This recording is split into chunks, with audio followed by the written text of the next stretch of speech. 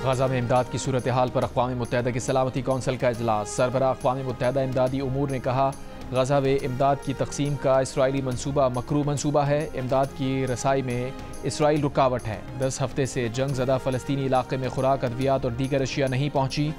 पर वक्त इक़दाम करके लाखों फ़लस्तीनियों को बचा सकते हैं। सख्त मैकेनिज़्म मौजूद है कि इमदाद हमास को नहीं बल्कि आम शहरियों तक पहुँचे।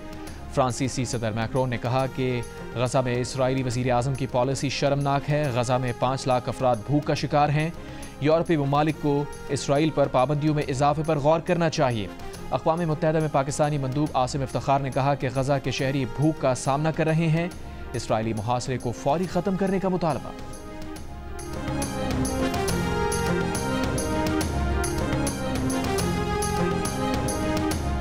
अमरीकी सदर ट्रंप का सऊदी अरब पर इसराइल को तस्लीम करने पर जोर। रियाद में सरमायाकारी फोरम में खिताब में कहा कि सऊदी अरब का इसराइल को तस्लीम करना उनकी इज्जत अफजाई होगी। उनकी ख्वाहिश और ख्वाब ये है कि सऊदी अरब जल्द ही इब्राहिमी मुआहदे में शामिल हो जाएगा। ऐसा हुआ तो ये मशरिक़ वस्ता के मुस्तक़बिल के लिए बहुत अहम पेशरफ्त होगी। सऊदी अरब ये फैसला अपने लिए मुनासिब वक्त में कर सकता है। गजा के अवाम के साथ नारवा सलूक नाकाबिल तसव्वुर है। ये ड्राउना ख्वाब ख़त्म होना चाहिए। दुनिया में अमन के लिए ईरान के साथ डील करना चाहते हैं। शाम पर आयद पाबंदियाँ उठाने का फैसला किया है। शाम को नया मौका फराहम करने जा रहे हैं। उम्मीद है शामी अवाम कुछ कर दिखाएंगे।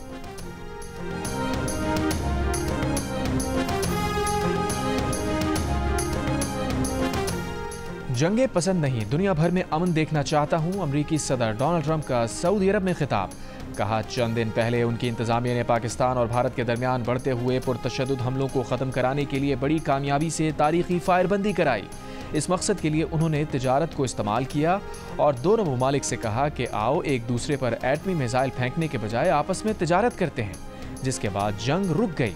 अगर ये जंग ना रुकती तो इसमें लाखों लोग मर सकते थे।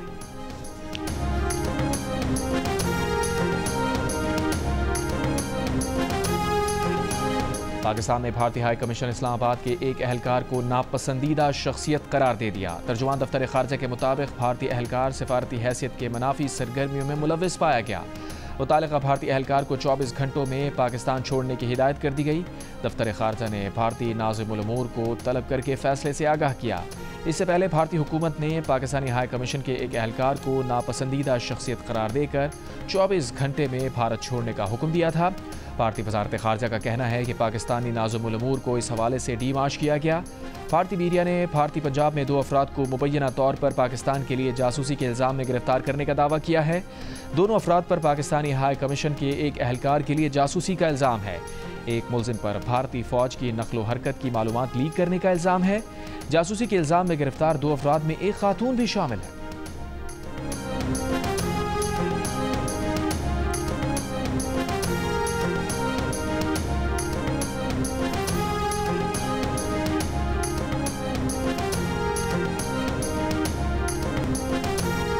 पाकिस्तान वाज़े कर चुका, सिंतास मुआहिदे से छेड़छाड़, पाकिस्तान के पानी का रुख मोड़ना या उसे रोकने की कोशिश इक़दाम जंग होगा।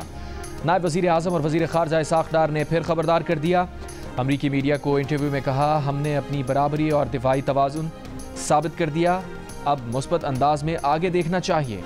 जामे मुज़ाकरात के ज़रिए मसाइल हल करना चाहते हैं। अमरीकी सदर ट्रंप की जानिब से किरदार अदा करने से मुताल्लिक़ सवाल पर कहा कि उनके ख्याल में ट्रंप का ये कहना बहुत अहम है। खित्ते में अदम इस्तेहकाम और ख़तरात की असल वजह मसला कश्मीर है। पाकिस्तान भारत से जामे मुज़ाकरात के लिए हमेशा तैयार है, लेकिन ताली एक हाथ से नहीं बच सकती।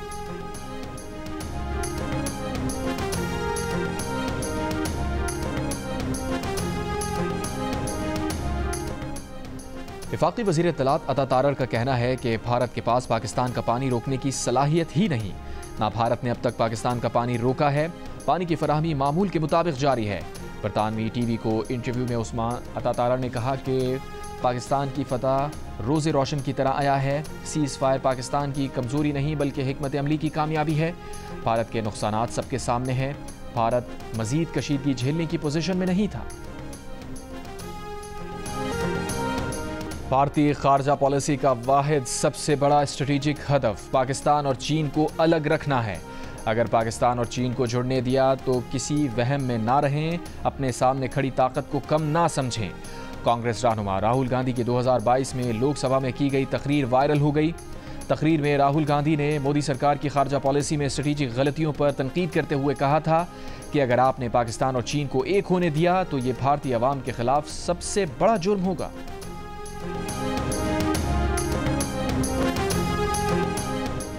भारत के साबिक काबिल चीफ जनरल मनोज नरवाने भारतीय मीडिया की जानिब से जंग भड़काने की बातों पर बरस पड़े। जनरल रिटायर्ड मनोज नरवाने ने कहा कि जंग कोई बॉलीवुड की फिल्म नहीं होती, जंग एक संगीन मामला होता है। जिस तरह अवामी सतह पर भरपूर जंग पर उकसाने की कोशिश की गई वो अफसोसनाक है। किसी भी जंग सरहदी इलाकों में आबाद शहरियों बिलखुसूस बच्चों पर हौलनाक नफसियाती असरात मुरतब होते हैं। इसलिए जितना मुमकिन हो जंग से गुरेज करते हुए पुरअमन मुज़ाकरात और सफारतकारी का रास्ता इख्तियार करना चाहिए।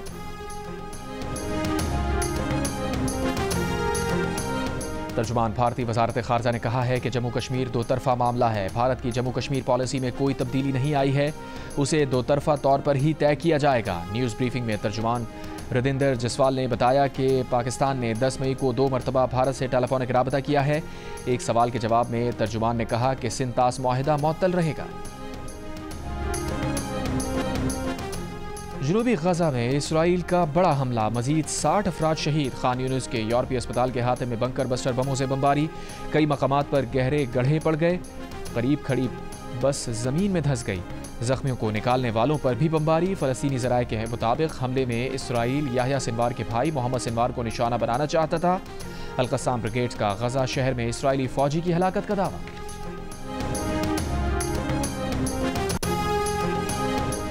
जिनसी हमलों के इल्ज़ाम में बरतानवी रुकन पार्लियामेंट पर फ़र्द जुर्म आयद। पैट्रिक स्पेंसर पर लंदन के क्लब में 2 ख़वातीन पर जिनसी हमलों का इल्ज़ाम लगाया गया था। 37 साला स्पेंसर 16 जून को वेस्टमिंस्टर मजिस्ट्रेट्स कोर्ट में पेश होंगे। स्पेंसर को कंजर्वेटिव पार्टी ने मुअत्तल कर दिया। अमरीकी सदर ट्रंप के दौरा सऊदी अरब में दोनों ममालिक के दरमियान 142 अरब डॉलर के दिफाई मुआहिदों पर दस्तखत। व्हाइट हाउस से जारी बयान के मुताबिक दिफाई मुआहिदा 600 अरब डॉलर की सऊदी सरमायाकारी वादे का हिस्सा है। मुआहिदे में GE गैस टर्बाइंस की बरामदात, तवानाई के शोबे में 14 अरब 20 करोड़ डॉलर का मुआहिदा और 4 अरब 80 करोड़ डॉलर के 737 बोइंग तैयारे भी मुआहिदे में शामिल हैं। अमरीकी कंपनी सऊदी अरब को आलात की तरबियत और खिदमात भी फराहम करेंगी। खबर एजेंसी के मुताबिक सऊदी अरब ने ट्रंप से F-35 जंगी तैयारों की मुमकिना खरीदारी पर भी तबादला ख्याल किया।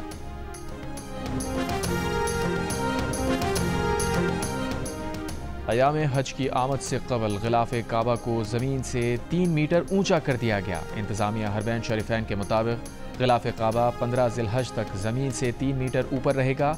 गिलाफ काबा को ऊंचा करने का मकसद हज के अयाम में नुकसान से महफूज रहना है। न्यूजीलैंड के साबिक coach mic Hesson Pakistan team के वाइट बॉल हेड कोच और Aqib Javed director high performance मुकर्रर। माइक कौमी टीम के वाइट बॉल हेड कोच की हैसियत से 26 में से जिम्मेदारियां संभालेंगे। माइक इन दिनों PSL फ्रेंचाइज इस्लामाबाद यूनाइटेड के हेड कोच हैं। चेयरमैन PCB मोहसिन नकवी का कहना है कि माइक हैसन और आकिब जावेद मिलकर पाकिस्तान क्रिकेट की तरक्की और कामयाबी में अहम किरदार अदा करें।